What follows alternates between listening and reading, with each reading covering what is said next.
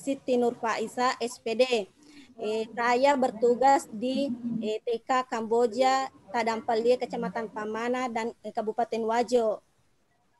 Baiklah Bun, kita masuk materi untuk kali ini. Tetapi sebelum saya masuk, kita dulu ketahui apa sih tujuan materi yang saya akan bawakan.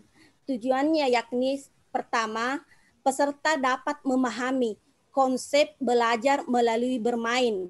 Karena sekarang banyak pendidik yang tidak tahu apa sih arti dari konsep ini, belajar melalui bermain. Terkadang pendidik yang baru-baru masih bertukaran bermain melalui belajar. Kemudian tujuan yang kedua yakni peserta dapat menjelaskan pentingnya bermain anak usia dini. Baiklah, saya akan masuk ke pertama yakni tanya jawab. Atau kalau ada teman yang bisa yang mau chat saja ya. Pertama, apa konsep belajar melalui bermain? Apa artinya? Kenapa bisa muncul dari konsep ini? Bisa Bunda memberikan asumsi atau tanggapan langsung atau bisa juga tulis di chat. Bisa Bu Umi atau Bu Rizka? Oh iya. Kenapa bisa muncul ini konsep belajar melalui bermain? Apa alasannya mungkin kira-kira? Terima kasih Bu Siti. Halo. Ya, terdengar Bun. Oh iya. Ini saya mau menanggapi dari pertanyaan panjenengan ya.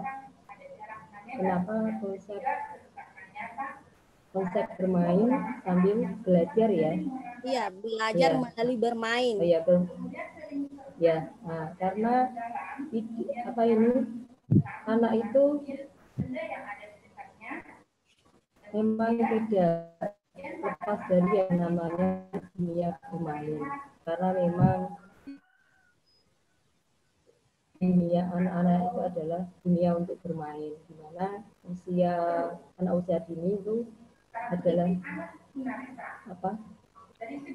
ingin menyenangkan perasaannya ya, seperti itu. Terima kasih. Ya, ada teman yang lain yang bisa menanggapi kenapa konsep ini bisa muncul sehingga bisa kita belajar melalui bermain. Mungkin Ya, Ibu Titi atau Ibu Rizka bisa menanggapinya. Ya, makasih Bunda. Mengapa ada konsep ini? Menurut saya karena seperti pemaparan tadi sebelumnya, karena melalui bermain anak itu bisa belajar. Jadi kegiatan bermain ini selain bermain merupakan aktivitas yang menyenangkan, anak-anak juga bisa belajar. Terima kasih Bunda. Ya, terima kasih atas jawabannya Bunda Rizka. Jawaban Ibu Umi dan Ibu Rizka, saya bisa simpulkan bahwa dengan bermain anak bisa belajar. Di mana dengan bermain anak bisa berkomunikasi, memecahkan masalah, melakukan keterampilan fisik, sosial, dan kognitif. Dari itulah anak-anak bisa mengembangkan semua aspek perkembangan yang dimilikinya. Begitu mungkin Bunda munculnya dengan adanya konsep ini. Baiklah, saya akan masuk materi kedua yakni mengapa pentingnya bermain untuk anak usia dini. Kita ketahui bersama bahwa bermain itu adalah kegiatan yang dilakukan oleh anak yang disenangi dan secara rileks.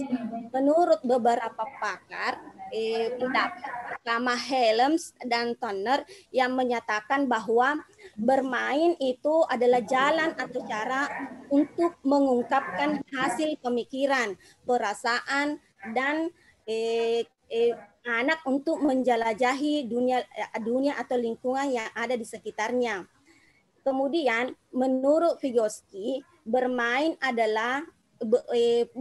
mempunyai peran langsung terhadap perkembangan kognisi seorang anak.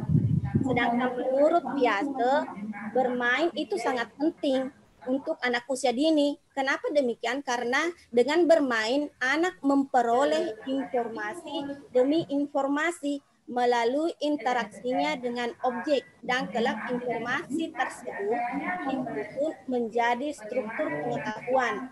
Dan bermain itu merupakan salah satu interaksi anak untuk memperoleh pengetahuannya, sebab anak memperoleh pengetahuan melalui objek yang disentuh dan aktivitas yang dilakukan. Dan menurut pendapat dari pakar-pakar kita ini, bahwa tahap bermain itu ada 3 jenis, yaitu sensori motor, yang mana untuk usia 3/4 bulan sampai 1/2 tahun, dan yang main kedua yaitu main simbol atau main perang, umur 2-7 tahun, dan bermain pembangunan.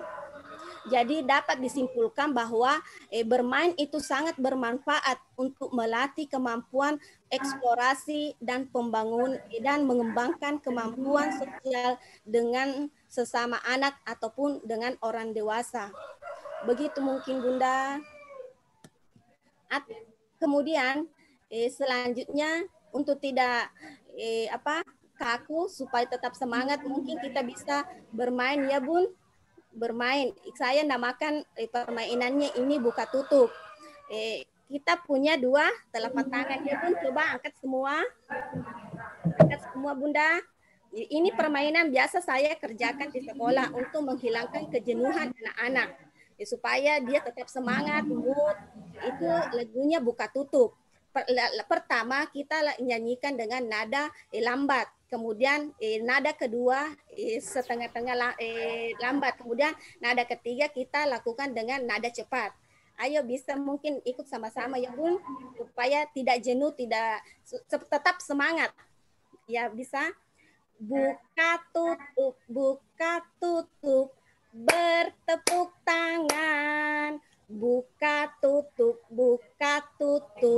bertepuk tangan, digulung-gulung, sampai hati senang, digulung-gulung, sambil tertawa, haha, sambil teriak, hore. Ya, itu tadi ya Bun dengan nada lambat. Sekarang kita menyanyi dengan nada cepat. Buka tutup, bertepuk tangan. Buka tutup, bertepuk tangan. Digulung-gulung, sampai hati senang. Digulung-gulung, sambil tertawa, haha, sambil teriak, hore. Tetapi nada ketiga lebih cepat lagi Bun. Ayo lebih semangat Bun. Buka tutup, bertepuk tangan. Buka tutup, bertepuk tangan. Digulung-gulung, sampai hati senang. Digulung-gulung, sambil tertawa, haha, sambil teriak, hore. Ya, sudah semangat semua Bun? Sudah tidak ngantuk, sudah tidak nervous? Ya, dari permainan ini Bun, mungkin ada teman yang bisa memberikan aspek perkembangan apa saja yang muncul ketika kita bermain tadi. Iya, ini biasa juga diberikan untuk anak-anak kita Bun. Mungkin ada Bunda bisa memberikan tanggapan atau menulis di chatnya. Iya, bagaimana Bun? Ada nggak Bunda yang bisa? Ini aspek perkembangannya, aspek perkembangan apa yang muncul ketika kita tadi bermain buka tutup Bun? Bunda. Aspek perkembangan kognitif Bunda. Iya, kognitif. Apalagi Bun? Apalagi motorik. Ya? Motorik. Apalagi Bun? Motorik. Sosial emosional. Sosial emosional. Ya, sosial emosional. Apalagi Bun? Bahasa Bunda. Bahasa. Iya, bahasa Bun. Iya, betul semua. Ada lagi Bun? Seni, menyanyikan lagu. Menyanyi. Ya, iya Bun. Jadi tadi waktu kita bermain, aspek perkembangan yang muncul yakni pertama fisik motorik, yakni 3.3, 4.3, yang mana anak bertepuk tangan. Bertepuk tangan bisa membangun motorik halus anak, kelenturan tangannya, pergelangan tangannya bisa terbangun. Kemudian yang kedua bahasa. Bahasa itu 3.10, 4.10 yakni anak melakukan atau melakukan bernyanyi. Kemudian kognitif 3.6, 4.6 anak mengenal konsep buka tutup dengan tadi menyanyi cepat dan menyanyi lambat. Kemudian bahasa Bun SOSEM 2.5 karena anak mencerminkan sikap percaya diri untuk melakukan kegiatan. Dan terakhir seni 3.15 dan 4.15. Ya, terima kasih ya Bun karena sudah ikut tadi bernyanyi. Bagaimana Bunda Kinasi?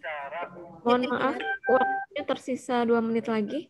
Oh iya, baiklah Bun. Nah, karena sudah tersisa 2 menit, saya akan memberi kesimpulan atas materi tadi yang saya bawakan. Bahwa kesimpulannya adalah bahwa dari materi ini dapat saya simpulkan setiap anak berharga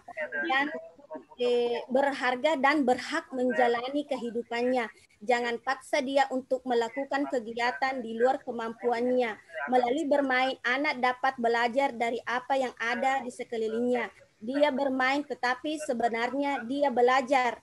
Tinggal bagaimana kita sebagai pendidik atau orang tua yang menstimulasi anak kita menjadi anak yang akan tumbuh dewasa, menjadi berguna bagi agama, bangsa, dan negara.